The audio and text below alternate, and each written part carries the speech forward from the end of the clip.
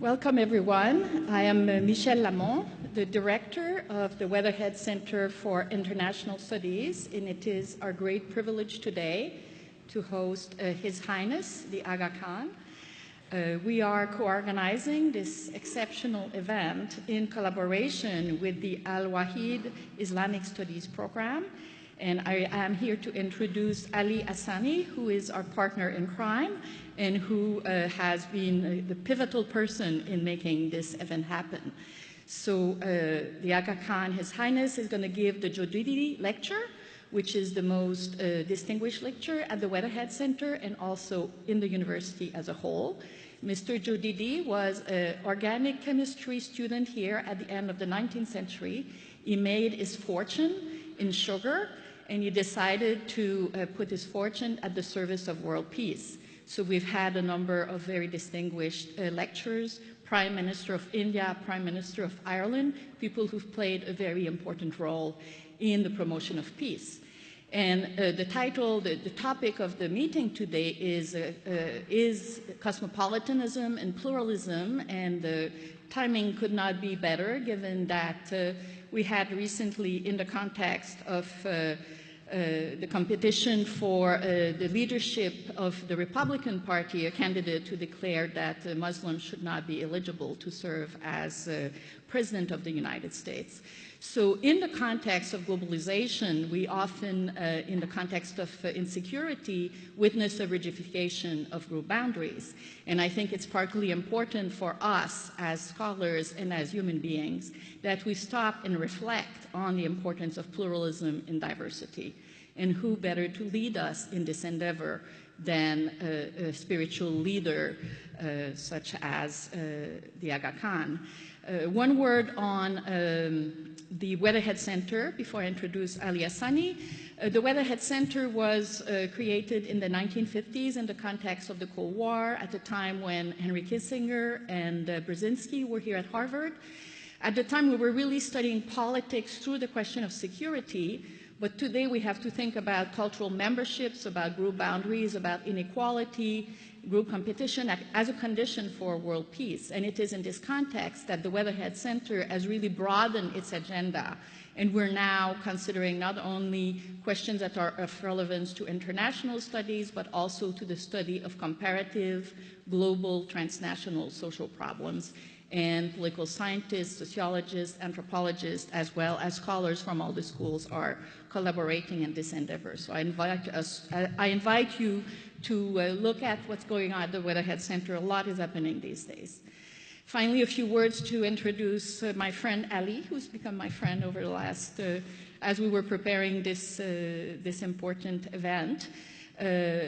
Professor Hassani is an expert of Islam. He grew up as an Ismaili in the context of colonial Kenya, where he had to learn pretty dismal representations of what Islam and Muslims are about and recite them as he was a schoolboy, and this kindled in him a desire to improve understanding of Islam. And this is the context in which he came here as an undergraduate with the support of the Aga Khan, so their relationship goes way back. And since then, he has been teaching and trying to help our own undergraduates understand better the life of Muslim and of the richness of Islamic culture through his interpretation, an internist as well as an analytical approach to Islamic art, the sonic, the visual aspect, and the literature of Islamic civilization. So we're extremely lucky to have him with us today, and he will introduce the Aga Khan. Thank you.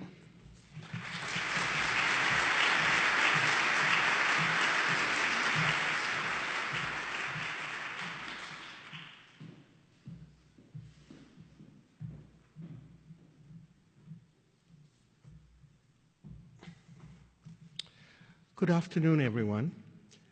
It is my honor and privilege to be here today and to introduce to you and to welcome back to Harvard our guest speaker, His Highness the Aga Khan, 49th hereditary Imam of the Shia Imami Ismaili Muslims, Harvard class of 1959. Your Highness, I am sure being back here at Harvard brings back many fond memories. Welcome back.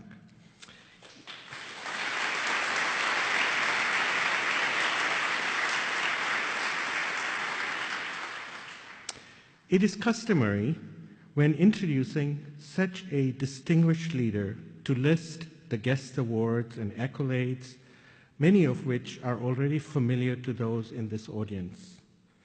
However, on this occasion, I would like to highlight His Highness's untiring efforts to better the human condition, a mission to which he has so passionately devoted himself since he became Imam in 1957 when he was a junior attending Harvard College.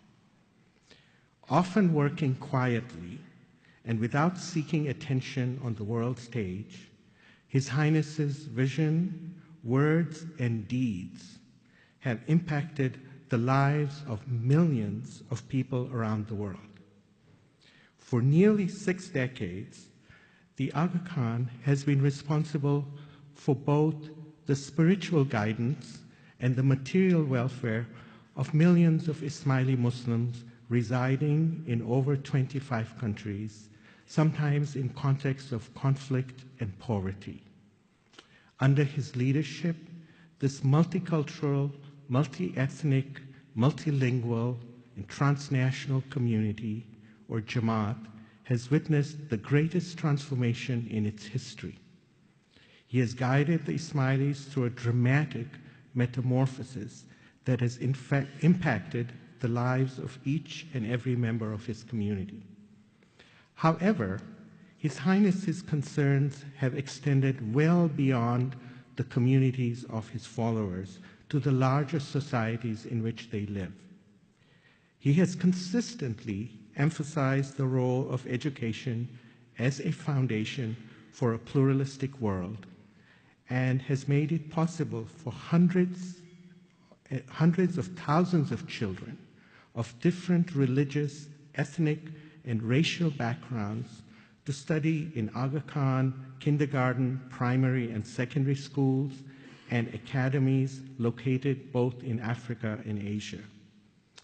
Thousands of women and men have gone on to colleges and universities with support from the Aga Khan Foundation.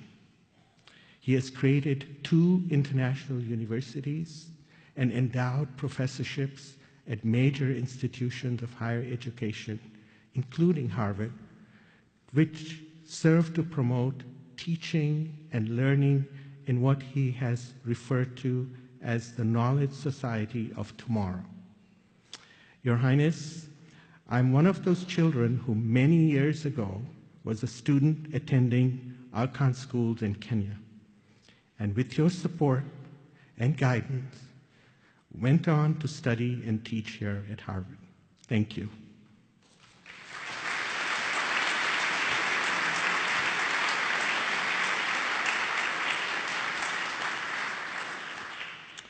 His Highness's concern for the countless numbers of people whom life has marginalized led to the creation of the Aga Khan Development Network, established by the Aga Khan to realize, quote, the social conscience of Islam through institutional action, unquote.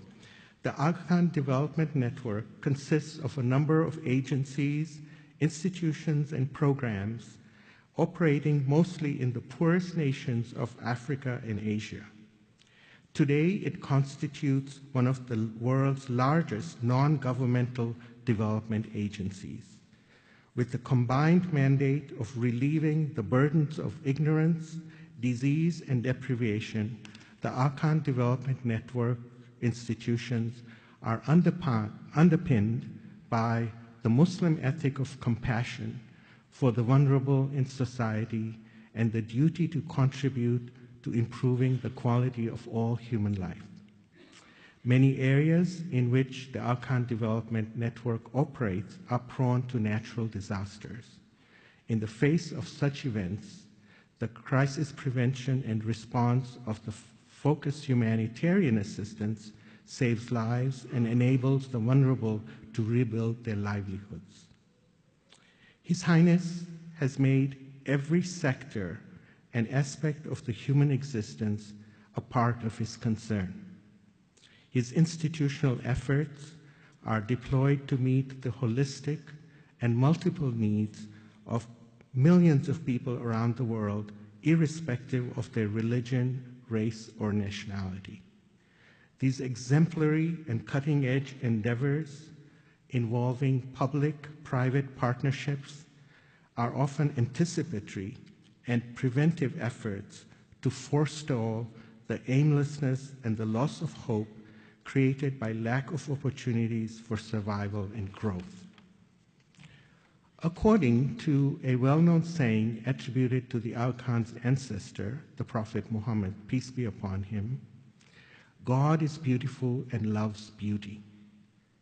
In keeping with ancient Islamic traditions of nurturing the arts, His Highness has also enriched the lives of people around the world by giving the priceless gift of beauty. While some wanton elements in our world today are sadly intent on destroying humanity's cultural heritage, the Aga Khan's institutions have been restoring historic monuments, beautifying urban landscapes with magnificent gardens and stunning award-winning buildings, reviving traditions of music, and promoting the role of the arts as bridges of cultural understanding. Thus, while the Aga Khan Museum in Toronto, the only museum in North America dedicated to the arts of the Muslim world, offers insights into Muslim civilizations as the cultural patrimony that all humans share, the Aga Khan Award for Architecture brings renewed attention to the lives of people in the built environment and has redefined the very notions of architecture. Today, we live in an increasingly polarized world in which people are unable to tolerate difference, let alone understand and engage with it. The lives of 1.5 billion Muslims, and perhaps everyone on this planet, have been changed by the machinations of powerful geopolitical forces. Your Highness, in our world of increasing division, orchestrated by small cells of radical extremists and often manipulated by powerful forces with consequences that reverberate in large parts of the world, we cherish and honor your lifetime commitment to pluralism and the betterment of society, and look forward to your thoughts on the cosmopolitan ethic in a fragmented world. Ladies and gentlemen, please welcome His Highness the Aga Khan.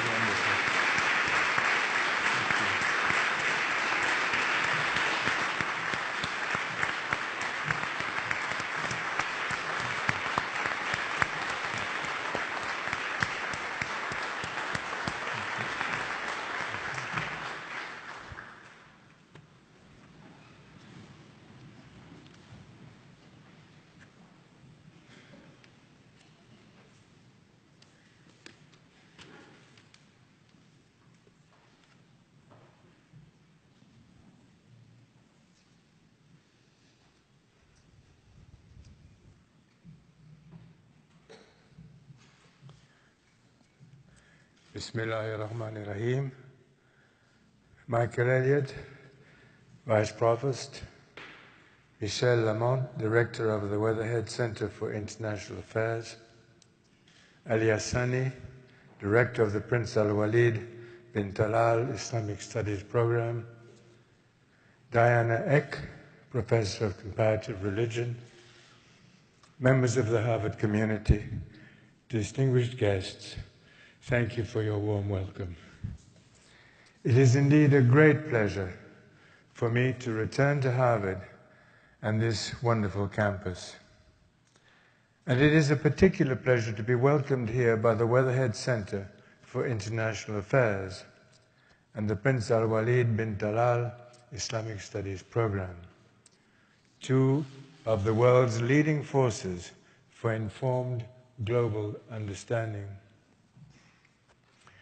I am honored as well to be giving the Jodidi Lecture for 2015 and to join the distinguished list of those who have given this lecture over the past 60 years. Believe it or not, the Jodidi Lecture actually was founded during my freshman year at Harvard, but I had nothing to do with that.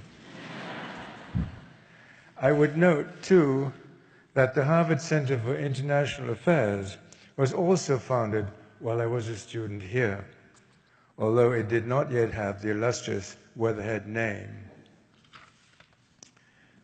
Now, I must admit, in all candor, that I do not recall attending the Jodidi Lecture when I was an undergraduate, although I'm sure I would have benefited from doing so. I was probably having too much fun at Wigglesworth or Leverett House to venture out to something so serious as the Jodidi Lecture. On the other hand, I wonder what I might have thought if some seeker had looked into a crystal ball and told me that some 60 years later I would actually be giving this lecture. I might immediately have transferred to Yale.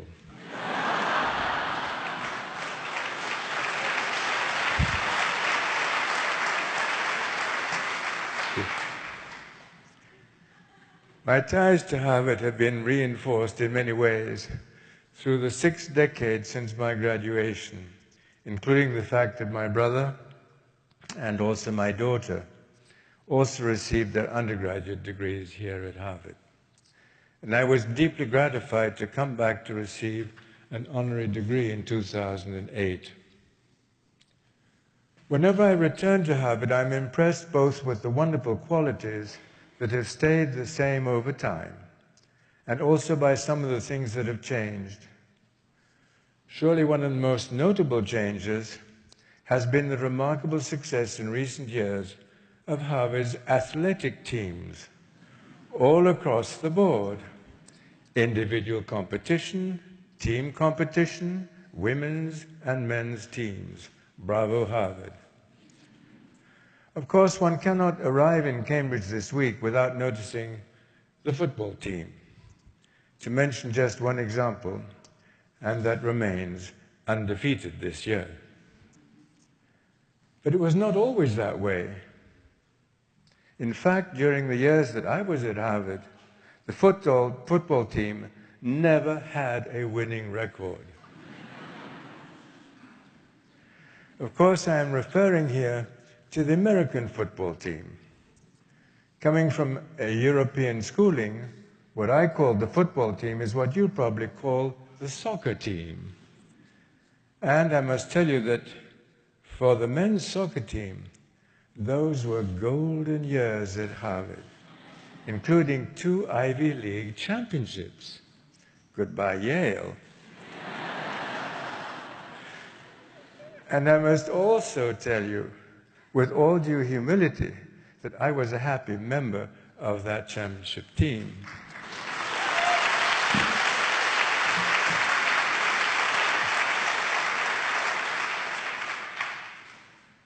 Now, you may have been wondering just what I have been doing over these past 6 decades since I left the Harvard playing fields. Let me begin by saying a word about that topic. As you know, I was born into a Muslim family, linked by heredity to the Prophet Muhammad, may peace be upon him and his family. My education blended Islamic and Western traditions in my early years and at Harvard, where I majored in Islamic history. And in 1957, I was a junior when I became the 49th hereditary Imam of the Shia Imami Ismaili Muslims, when my grandfather designated me to succeed him. What does it mean to become an imam in the Ismaili tradition? To begin with, it is an inherited role of spiritual leadership. As you may know, the Ismailis are the only Muslim community that has been led by a living hereditary imam in direct descent from Prophet Muhammad. That spiritual role, however, does not imply a separation from practical responsibilities. In fact, for Muslims, the opposite is true. The spiritual and the material worlds are inextricably connected. Leadership in the spiritual realm for all imams, whether they are Sunni or Shia, implies responsibility in worldly affairs, a calling to improve the quality of human life. And that is why so much of my energy over these years has been devoted to the work of the Aga Development Network. The AKDN, as we call it, centers its attention in the developing world, and it is from this developing world's perspective that I speak to you today. So what I will be referring to is knowledge that I have gained from the developing world of Asia, Africa, the Middle East. What I will be speaking about has little to do with the industrialized West. Through all of these years, my objective has been to understand more thoroughly the developing countries of Asia, Africa, and the Middle East, and to prepare initiatives that will help these countries become countries of opportunity for all of their peoples. As I prepared for this new role in the late 1950s, Harvard was very helpful. This university allowed me, having prudently verified that I was a student in good standing, to take 18 months away to meet the leaders of the Ismaili community in some 25 countries where most of the Ismailis then lived, and to speak with their government leaders. I returned here after that experience with a solid sense of the issues I would have to address, especially the endemic poverty in which much of my community lived. And I also returned with a vivid sense of the new political realities that were shaping their lives, including the rise of African independence movements, the perilous relations between India and Pakistan, and the sad fact that many Ismailis were locked behind the Iron Curtain and thus removed from regular contact with the imamate. When I returned to Harvard, it was not only to complete my degree, but I was fortunate to audit a number of courses that were highly relevant to my new responsibilities. So as an undergraduate, I had the opportunity to benefit from the complete spectrum of courses offered by this great university. Incidentally, I must have been the only Harvard undergraduate to have 2 secretaries and a personal assistant working with me. And I have always been very proud of the fact that I never sent any of them to take notes for me at my class.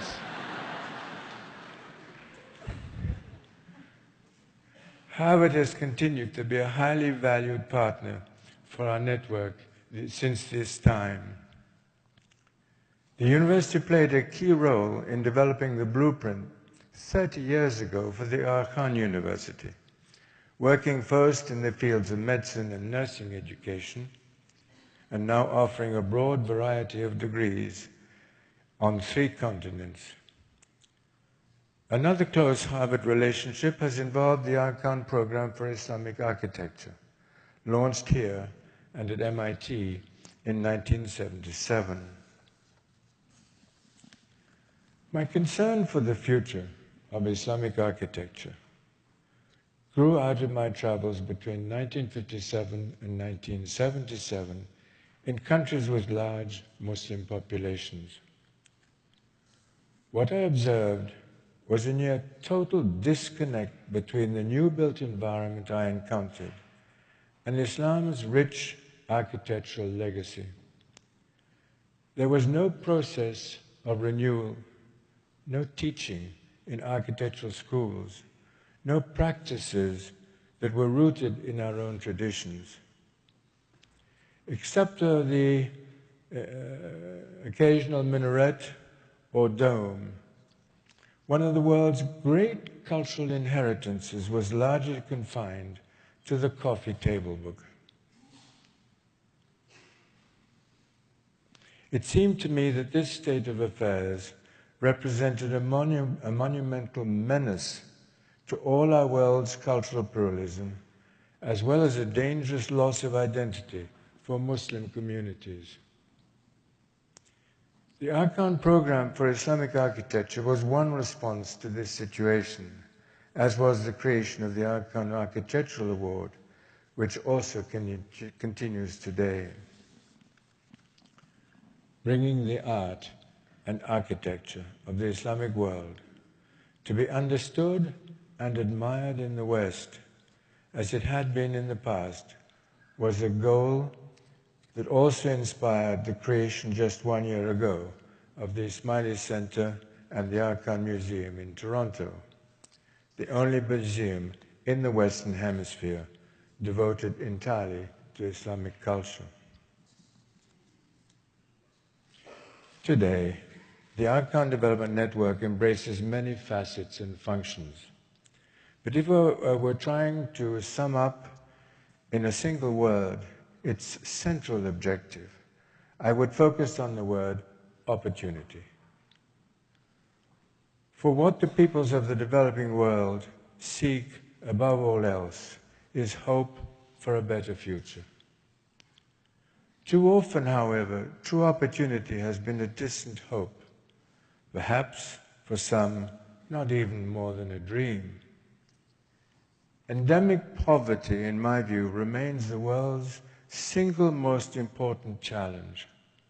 It is manifested in many ways, including persistent refugee crises of the sort we have recently seen in such acute form. And of course, confounding new challenges continue to mount, such as the looming threat of climate change. My interest in climate change has been sharpened by recent studies linking it to the threat of earthquakes. This could be an issue in the high mountain areas of South Asia, for example, where so many Ismailis live and are concentrated. 60 years ago, as I took up my responsibilities, the problems of the developing world for many observers seemed intractable. It was widely claimed that places like China and India were destined to remain among the world's basket cases, incapable of feeding themselves, let alone being able to industrialize or achieve economic self-sustainability.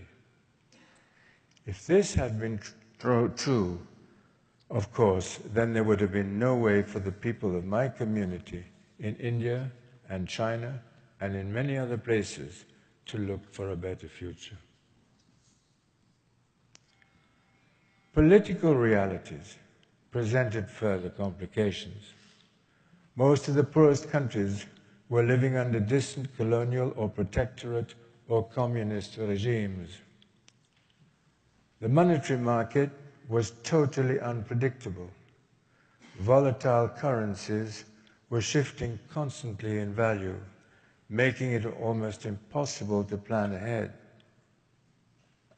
And while I thought of all the Ismailis as part of one religious community, the realities of their daily lives were deeply distinctive and decidedly local. Nor did most people yet see the full potential for addressing these problems through non-profit, private organizations, what we call today civil society. And yet, it was also clear that stronger coordination across these lines of division could help open new doors of opportunity. We could see how renovated educational systems based on best practices could reach across frontiers of politics and language. We could see how global science could address changing medical challenges, including the growing threat of non-communicable disease. We could see in sum how a truly pluralistic outlook could leverage the best experiences of local communities through an effective international network. But we also learned that the creation of effective international networks in a highly diversified environment can really be a daunting matter. It took a great deal of considered effort to meld older values of continuity and local cohesion with the promise of new cross-border integration. What was required, and is still required, was a readiness to work across frontiers of distinction and distance without trying to erase them. What we were looking for even then were ways of building an effective cosmopolitan ethic in a fragmented world. This often meant working from the bottom up, learning to follow what was sometimes called field logic. Most of our initiatives began at a local community level and then grew into regional, national, and international institutions. As we moved forward, we learned a number of important lessons. We learned that lifting health and education services to world-class standards was a global promise that could inspire local support.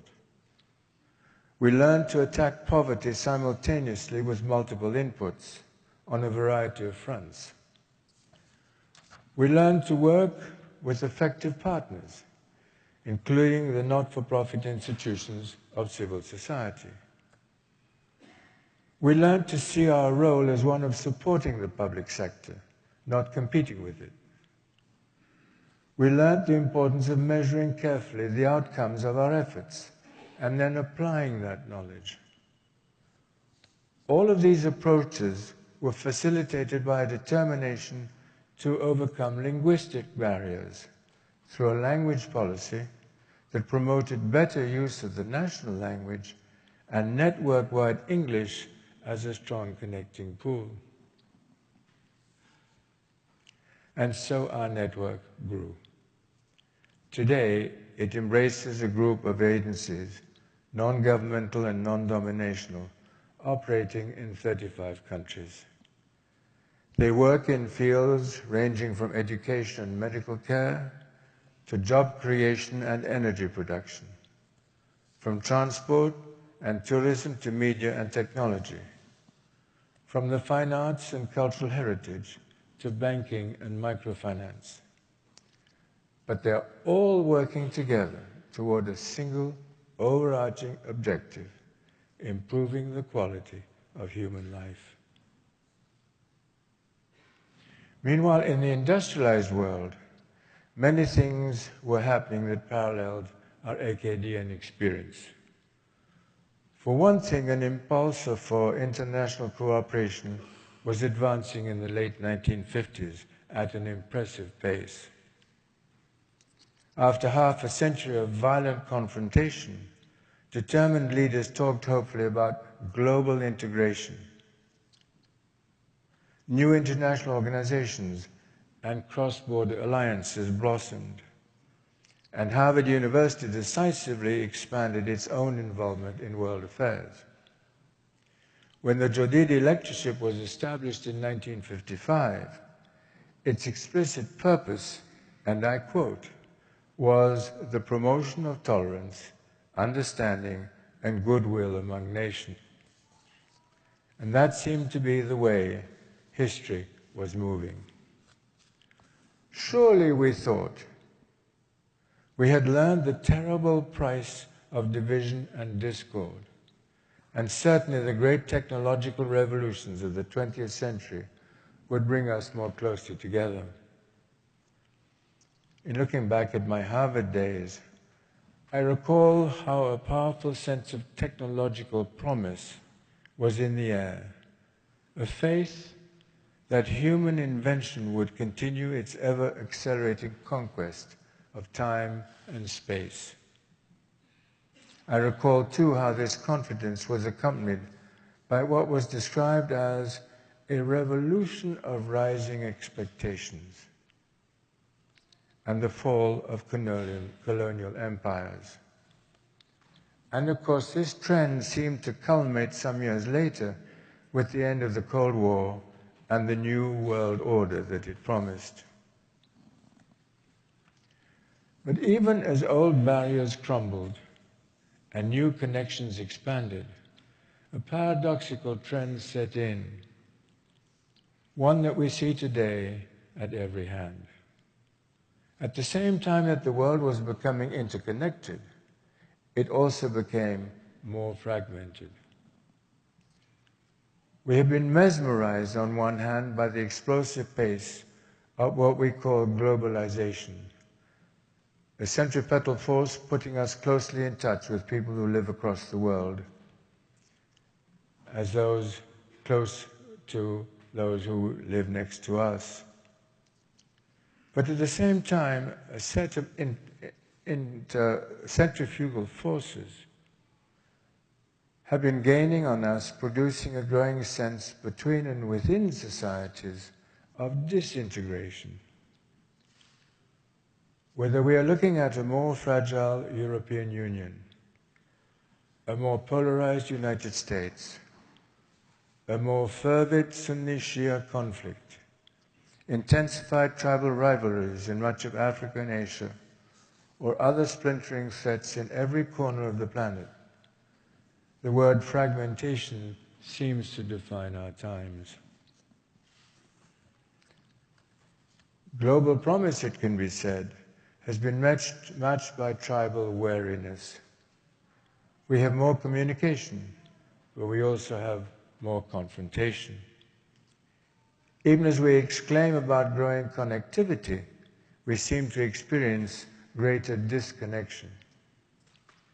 Perhaps what we did not see clearly 60 years ago is the fact that technological advance does not necessarily mean human progress. Sometimes it can mean the reverse. The more we communicate, the harder it can sometimes be to evaluate what we are saying. More information often means less contact and more confusion. More than that, the increased pace of human interaction means that we encounter the stranger more often and more directly. What is different is no longer abstract and distant. Even for the most tolerant among us, difference, more and more, can be up close and in your face. What all of this means is that the challenge of living well together, a challenge as old as the human race, can seem more and more complicated. And so we ask ourselves, what are the resources that we might now draw upon to counter this trend? How can we go beyond our bold words and address the mystery of why our ideals still elude us? In responding to that question, I would ask you to think with me about the term I have used in the title of this lecture, the Cosmopolitan Ethic. For a very long time, as you know, the term most often used in describing the search for human understanding was the word tolerance. In fact, it was one of the words that was used in the 1955 text to describe one of the objectives of this Jadidi lecture. In recent years, our vocabulary in discussing this subject has evolved. One word that we have come to use more often in this regard is the word pluralism, and the other is the word cosmopolitan. You may know that our AKDN network a decade ago cooperated with the Government of Canada to create a new global center for pluralism based in Ottawa, designed to study more closely the conditions under which pluralist societies can thrive. A pluralist cosmopolitan society is a society which not only accepts difference, but actively seeks to understand it and to learn from it. In this perspective, diversity is not a burden to be endured, but an opportunity to be welcomed. A cosmopolitan society regards the distinctive threads of our particular identities as elements that bring beauty to the larger social fabric. A cosmopolitan ethic accepts our ultimate moral responsibility to the whole of humanity, rather than absolutizing a presumably exceptional part. Perhaps it is a natural condition of an insecure human race to seek security in a sense of superiority. But in a world where cultures increasingly interpenetrate one another, a more confident and a more generous outlook is needed.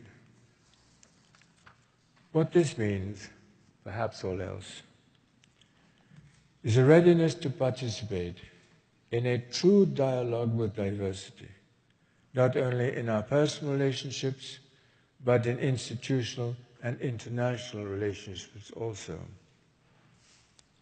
But that takes work, and it takes patience. Above all, it implies a readiness to listen. What is needed, as the former Governor-General of Canada, Adrienne Clarkson, has said, and I quote, is a readiness to listen to your neighbor, even when you may not particularly like him. Is that message clear? You listen to people you don't like. A thoughtful cosmopolitan ethic is something quite different from some attitudes that have become associated with the concept of globalization in recent years. Too often that term has been linked to an abstract universalism, perhaps well-meaning, but rather naive. In emphasizing all that the human race has in common, it was easy to depreciate the identities that differentiate us. We sometimes talk so much about how we were all alike that we neglected the wonderful ways in which we can be different. One result of this superficial view of homogenized global harmony was an unhappy counter-reaction. Some took it to mean the spread of a popular Americanized global culture. That was unfair and an assessment that was erroneous. Others feared that their individual ethnic or religious identities might be washed away by a super-competitive economic order or by some supranational political regime. And the frequent reaction was a fierce defense of older identities. If cooperation meant homogenization, then a lot of people found themselves saying no. But an either-or choice between the global and the tribal, between the concept of universal belonging and the value of particular identities, was in fact a false choice. The road to a more cooperative world doesn't require us to erase our differences, but to understand them. A responsible, thoughtful process of globalization, in my view, is one that is truly cosmopolitan, respecting both what we have in common and what makes us different. It is perhaps in our nature to see life as a series of choices between sharply defined dualities. But in fact, life is more a matter of avoiding false dichotomies, which can lead to dangerous extremes. The truth of the matter is that we can address the dysfunctions of fragmentation without obscuring the values of diversity. A cosmopolitan ethic will also be sensitive to the problem of economic insecurity in our world. It is an enormous contributing factor to the problems I have been discussing. Endemic poverty still corrodes any meaningful sense of opportunity for many millions. And even in less impoverished societies, a rising tide of economic anxiety can make it difficult for fearful people to respect, let alone embrace, that which is new or different. This problem has been compounded by the very advances that have long been the source of so much hope. I'm thinking here, for example, about medical advances that have dramatically increased human longevity. People live longer, but they often find that they have outlived their resources. The developing world is now facing a major challenge. How does it care for the elderly? Even in more developed societies, social changes have eroded some of the most domestic support that once eased the burdens of the aging. How, we must all ask, will we manage the new challenges of longevity? All of these considerations will place special obligations on those who play leadership roles in our societies. Sadly, some would-be leaders all across the world have been tempted to exploit difference and magnify division. It is always easier to unite followers in a negative cause than a positive one, but the consequences can be a perilous polarization. The information explosion itself has sometimes become an information glut, putting even more of a premium on being first and getting attention, rather than being right and earning respect. It is not easy to retain one's faith in a healthy, cosmopolitan marketplace of ideas when the flow of information is increasingly trivialized. One answer to these temptations will be found, I am convinced, in the quality of our education. It will lie with our universities at one end of the spectrum and early childhood education at the other, a field to which our development network has been giving special attention. Let me mention one more specific issue where a sustained educational effort will be especially important. I refer to the debate, one that has involved many in this audience, about the prospect of some fundamental clash of civilizations between Islam and the West. In my view, the deeper problem behind any prospective clash of civilizations is a profound clash of ignorances. And in that struggle, education will be an indispensable weapon. Finally, I would emphasize that a cosmopolitan ethic is one that resonates with the world's great ethical and religious traditions. A passage from the Holy Quran that has been central to my life is addressed to the whole of humanity. It says, "O mankind, fear your Lord, who created you of a single soul, and from it created its mate, and from the pair of them scattered abroad many men and women." At the very heart of the Islamic faith is a conviction that we are all born, quote, of a single soul. We are spread abroad, to be sure, in all our diversity, but we share in the most profound sense a common humanity. This outlook has been central to the history of Islam. For many hundreds of years, the greatest Islamic societies were decidedly pluralistic, drawing strength from people of many religions and cultural backgrounds. My own ancestors, the Fatimid Caliphs, founded the city of Cairo and the great Al-Azhar University 1,000 years ago in that city, in the same spirit. That pluralistic outlook remains a central ideal for most Muslims today. There are many, of course, some non-Muslims, some Muslims alike, who have perpetrated different impressions. At the same time, institutions such as those that have welcomed me here today have eloquently addressed these misimpressions. My hope is that the voices of Islam itself will continue to remind the world of a tradition that over so many centuries has so often advanced pluralistic outlooks and built some of the most remarkable societies in human history. Let me repeat in conclusion that a cosmopolitan ethic is one that will honor both our common humanity and our distinctive identities, each reinforcing the other as part of the same high moral calling.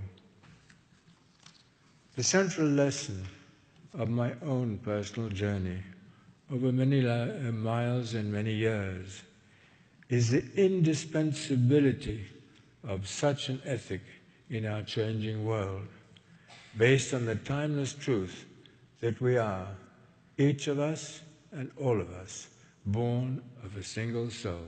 Thank you.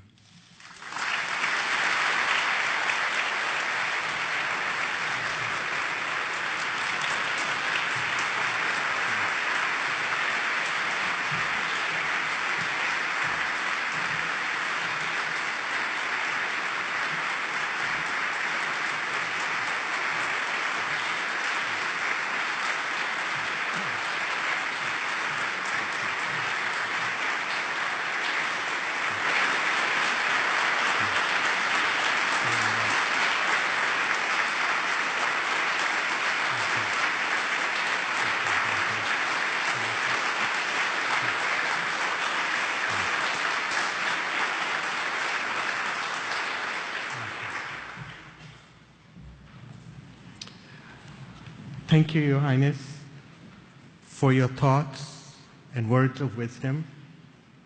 I would now like to invite my dear friend and colleague, Diana Eck, to join us on the stage to engage in conversation with His Highness.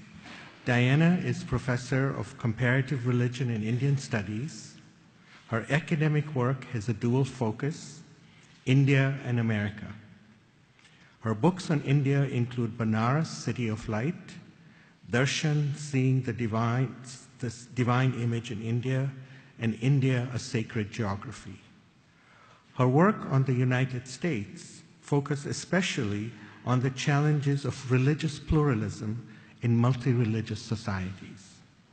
Since 1991, she has headed the Pluralism Project, which explores and interprets the religious dimensions of America's new immigration, the growth of Hindu, Buddhist, Muslim, Sikh, Jain, and Zoroastrian communities in the United States, and the new issues of religious pluralism and American civil society.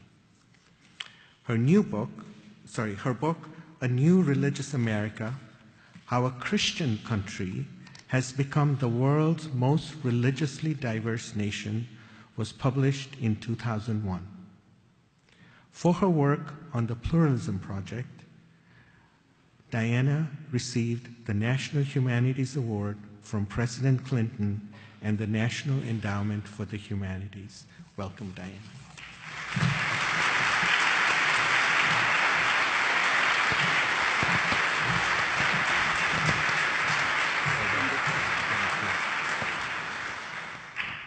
Your Highness, thank you for that speech. It was a great pleasure to listen to, and I think, I feel especially honored because there are hundreds of people here who would like to be asking you questions this afternoon, and I'm the person who is sort of appointed to do so, and I'm delighted and deeply honored. Thank you very much. You ended with what is a remarkable theological foundation of pluralism. You began with the political situation of the world and the multicultural situation of the Ismailies. So from all standards, you have a basis for underlining pluralism as one of the most important issues in our world. But I think the theological understanding is one that may be new to many people who think primarily in terms of the practical issues of day-to-day life. Right. Well, I think that's absolutely correct. And in fact, this notion of one humanity in the faith of Islam is a very, very powerful force. But it's not always presented in the form that I tried to present it today. Yes. And it is there, it is clear for those who wish to see it and understand it, but not all Muslim societies take that on board. Well, it's interesting because Jewish, Christian, and Muslim societies all are founded on theological principles that stress the oneness of God, and also that begin with the theology of creation in the way in which you have. So there should be, and I think there has been, a kind of theological reaching out, I think especially of the Amman Declaration that you were part of, and of the message that was delivered called A Common Word between us and you, from so many Muslim leaders to Christian leaders across the country. I hope that is true. I have been watching in what parts of the world that has become a thought process. I am fearful of the parts of the world where that is not part of, let's say, government philosophy. But I think that in time, this understanding of the unity of human society will end up by being seen as a condition sine qua non of good governance. I think you will see governments fail because they do not practice this principle. They will have so many divisions within them, so many attempts at achieving positions of power by certain groups or influenced by others, that it will be impossible to create a sense of nationhood, a sense of building around common values, which after all is what most governments would wish to have. I think one of the most striking things about the writings you've done on these issues and speeches like we've heard today is your relentless linking of issues of poverty and education and human development with the foundation of pluralism, as you've just articulated. Well, if you try to analyze the causes of poverty in the developing world, as we have tried, there is absolutely no doubt that the marginalization of communities is one of the fundamental causes of this poverty. And this marginalization is so structured in society that minorities find it very difficult to break out of that situation. And the work that you are doing here in your field of pluralism, teaching about pluralism, having people understand that it's not a threat, on the contrary, it's a foundation of civil society in the modern world. These things, I think, are absolutely essential. In the past 50 years, I think this thing's gone dead. Maybe it's better. I think the more we've seen societies which are fractured, putting little groups of people in another box, that is a way of guaranteeing conflict and poverty. One of the things I think that we take from this is, because your Center for Global Pluralism really looks at global issues, which are so important, it also is the case that so much has changed in the United States and indeed in Canada, Right. and indeed at Harvard, since the days you were in Leverett House with 2 secretaries. And that is the tremendous movement of people as migrants, as refugees, from one part of the world to another. And in the U.S., with the 1965 Immigration and Nationalities Act, the opening of the U.S. to immigrants really from all over the world. So that's really changed the face of Harvard. Right. And the message that you bring is one that is very relevant to universities today. Right. I'm not sure how large the Harvard Islamic Society was when you were here. Well, in fact, it didn't exist, I think, until Sir Hamilton Gibb came to teach here at Harvard. My recollection is that he was the Jewett Professor of Islamic Studies at Oxford, if I'm not wrong. And he came to Harvard from Oxford, and he started the program here at Harvard. But that's my recollection. That's a long time ago. But, you know, the thing that's amazing today, as you would walk around Harvard, you would see dozens and dozens of women going just from here to Leverett House in wearing hijab. That you would find a very active Islamic prayer space just next door in one of the floors of the freshman dormitory, and some places where the Jummah prayers every week are in the largest lecture halls where they can remove all the chairs. So the transformation of our university from being a rather parochial university in some ways to a global and cosmopolitan university is something that has not only to do with the fact that people come here from all over the world, but that our own nation has changed so much. And these issues of marginalization that you speak of, that are divisive in so many ways, are issues that America faces profoundly in dealing with race and culture, and indeed with a multi-religious society. Well, I'm deeply pleased that Harvard is moving towards what Harvard wanted to be, even when I graduated. And I remember President Bok telling me extensively about how he was seeing Harvard becoming a global university rather than a U.S. university. That was, in his mind at the time, a goal for this university. And what you are saying today is that that goal is in the process of being achieved. Yes. So I have to say, well, alhamdulillah, that's well, wonderful. it's been achieved, but we haven't really moved in some ways from what our current president, Drew Faust, called the necessity of moving from diversity to belonging, to a sense of really creation of a community that is respectful of our differences, which are so many. And that move, I think one of the profound things that I hear you say time and again is that pluralism doesn't just happen by itself.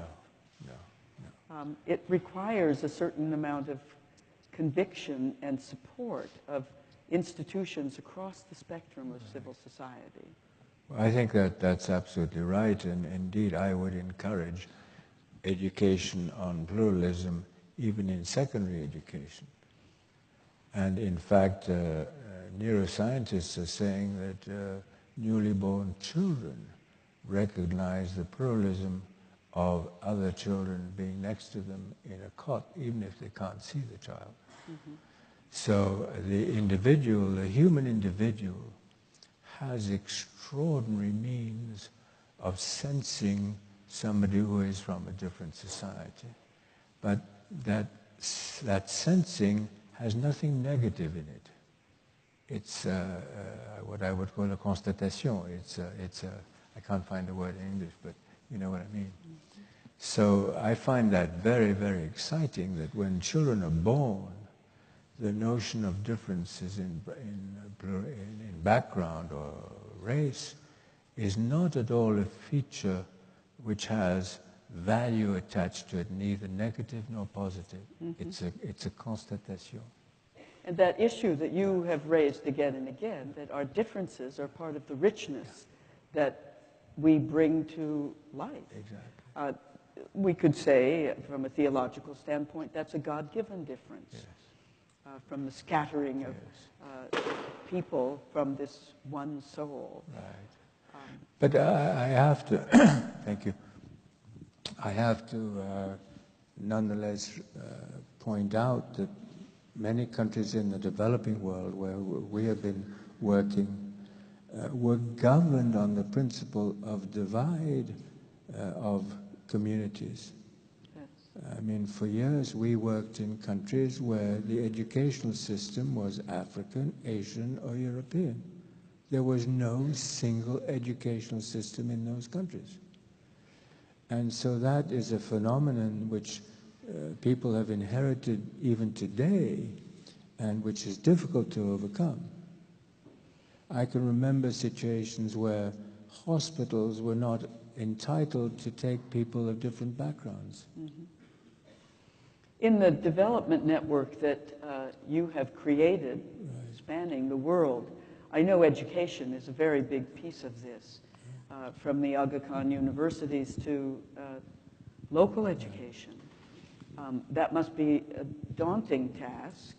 A few years ago, your daughter, Princess Zahra, was here and spoke at the Harvard School of Education about her role in this with a great attention to women's education. Yes. I'm not sure if that's a particular emphasis that you bring, but it certainly is one that is profoundly important. Yes. Well, my grandfather, in fact, pushed very hard to have women's education as part of our overall educational process. So that's part of the way we think, the way we live today. And now you were talking about universities, etc. And it's clearly a critical issue that in the developing world, the universities should upgrade their performance, and that their degrees should be recognized, that their research should be of global importance. And I was taught when I came to Harvard that plagiarism was a bad thing. Well, I'm here to plagiarize. And I don't hide it from Harvard. When you talk about the cosmopolitan ethic that emerges from this recognition of difference, and yet a foundation in human oneness, the elements of that are what exactly? What would you say are the elements of a cosmopolitan ethic? Well, I think first of all, you need to accept the premise that human society is pluralist, and it has been pluralist for as long as we know about the human race, if I'm not wrong. So there is a basic premise that has to be accepted. Now that issue of accepting pluralism also means that you need to attach equity to that notion. If there is no equity in pluralist societies, then you don't have functioning pluralist societies, you don't have institutions that function properly, etc. And I have admired a number of governments in developing countries, for example, where without saying it, they have fought very hard to create equal opportunity for various communities in various parts of the country, whereas that was not the case in colonial societies. So equity would be one element of that. Equity would certainly be one element. Of that ethic. And a respect for justice. Is that Well, another piece of it, or how? Respect for justice, and I would say equal opportunity for the intelligentsia. I have seen situations where there has been an attempt to marginalize the intelligentsia of a given community.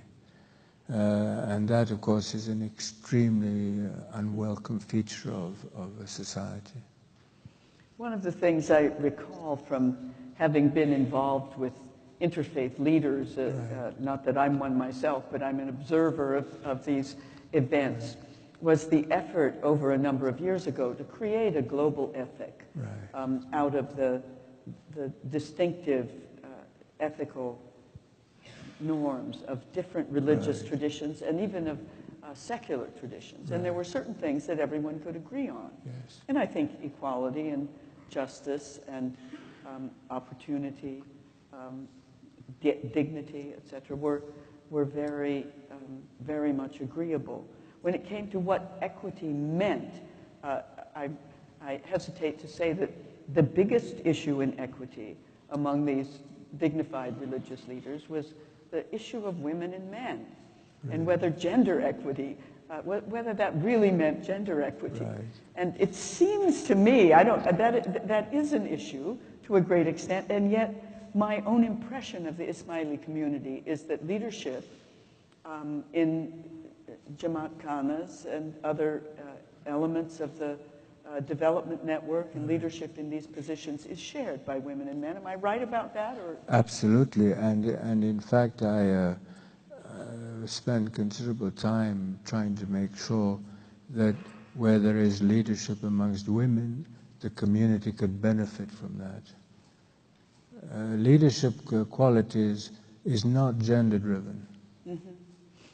So actually, if you don't respect the fact that both genders have competences, outstanding capabilities, you are damaging your community by not appointing those people. So as we think about, I'm thinking now about the kind of responsibility that you have, both for the spiritual as well as the material well-being. The welfare of the Ismaili community. But as you put it, it's not just the welfare of the Ismaili community, but those with whom they share their societies as well. Absolutely. So in those, are there societies in which you find it almost impossible to have the leadership of women in your own community rise? No, not really. I think people tolerate our decisions. I'm not sure they're always welcome. That seems to have struck a chord here. I think the women in the audience know what I mean.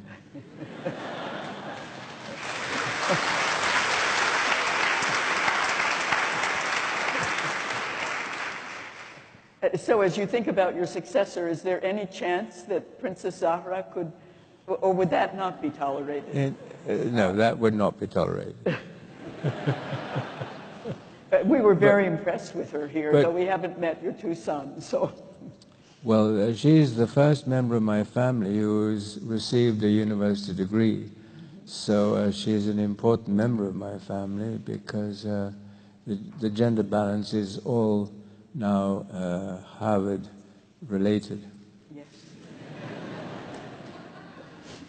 Not Radcliffe. One of the things that has been so, I'm sure, very much on people's mind is that to intentionally cultivate pluralism in a society, there are some societies in which the civil society and our educational institutions are welcoming of this.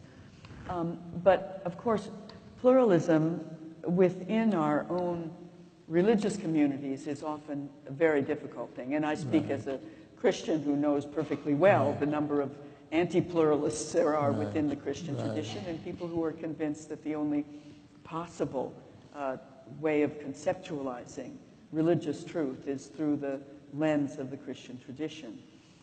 This also is probably true in the Muslim tradition, and the effort that must be made to cultivate a kind of appreciation of mutual respect and difference is certainly a huge task. Well, I would strongly agree that pluralism is a subject that is taught. It's not instinctive in human society. It's not instinctive. It's not instinctive. So I would strongly support any initiative at any level of age, that is from the newly born child up to the postgraduate student, that there should be a continuous exposure to the notion of pluralism in society. And it's much easier with children, obviously, than with grown-ups. But to me, it must be a feature of any modern society in any part of the world. I can't travel in any part of the world today without observing the amazing mix of backgrounds of people today that wasn't there years ago. And that's happening more and more through happy events, unhappy events. You can see what's happening with the refugees today. But I'm more worried about societies preparing themselves to accept foreigners. That's not a big story of success in my mind. Mm-hmm. I think the only country that I can think of that actually has a process is Canada. Mm-hmm. And you've lived certainly in France, yes, and have deep connections in England as well. Right. And you've seen the way in which they are struggling with the diversity of their own societies. Absolutely, and for different reasons. But they're struggling, and in many ways, I consider them somewhat unprepared. I think the preparedness here in the United States is also very marginal. I mean, yes, the Pluralism Project has been studying yes, the changing religious landscape of the U.S. for 25 years. Right. And I think along the lines of your point, if I had been teaching kindergarten in Houston, Texas, I would have realized far earlier right, how much our society had been changing. But it wasn't until the 1990s that the children of this new immigration came to college and began transforming our own demographic and the university in which we live and teach. Well, I mean, I think your point is very important, because what you're effectively saying is awareness in the United States of the issue. Yes. I'm thinking of countries where there hasn't been that awareness until much too late. Yes. Well, and among some Americans as well, even though it's scarcely, you can't really find a state in the U.S. where the Muslim and Hindu and Sikh presence hasn't become a significant one. But still, I mean, we hear this in some of our public leaders, that this is only a slowly dawning awareness, and they sometimes don't like it as well. Yes, I realize that. But I mean, I think these are people who are thinking against or in contradiction with a roadmap that you can extend from history, and you extend that roadmap and you reach the correct conclusions. You've often said, and I think it's right, as we look at the world today, that the instability and divisiveness of societies is infectious. Yes. And at the same time, you say, so is hope. Yes.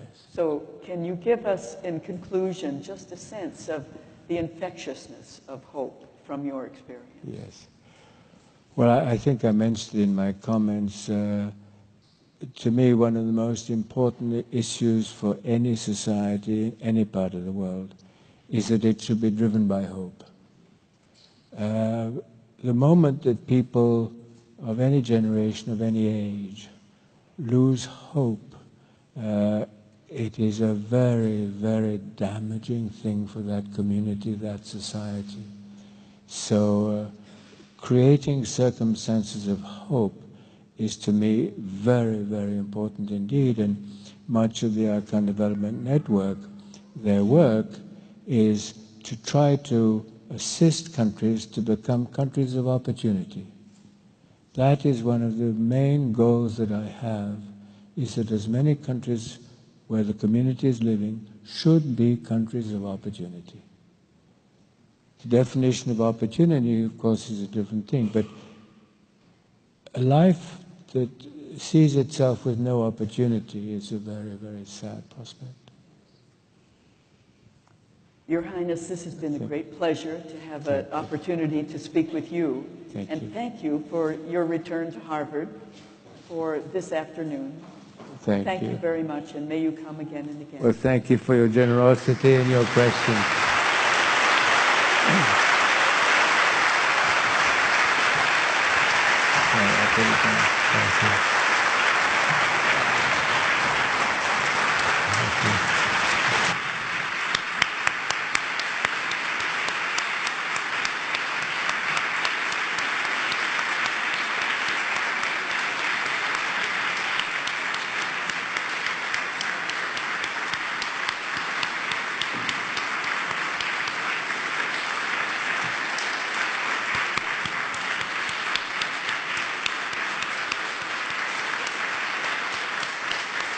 Well, in conclusion, I want to thank everyone who's been involved in in bringing this Highness to Harvard today, particularly the staff of the Weatherhead Center, who's been working very hard.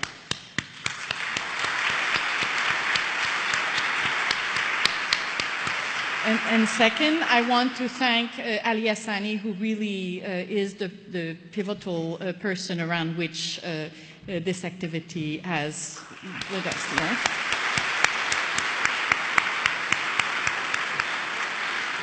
And Diane Eck's probing and thoughtful question, which I think has really helped us think through much of the message that His Highness shared with us. And finally,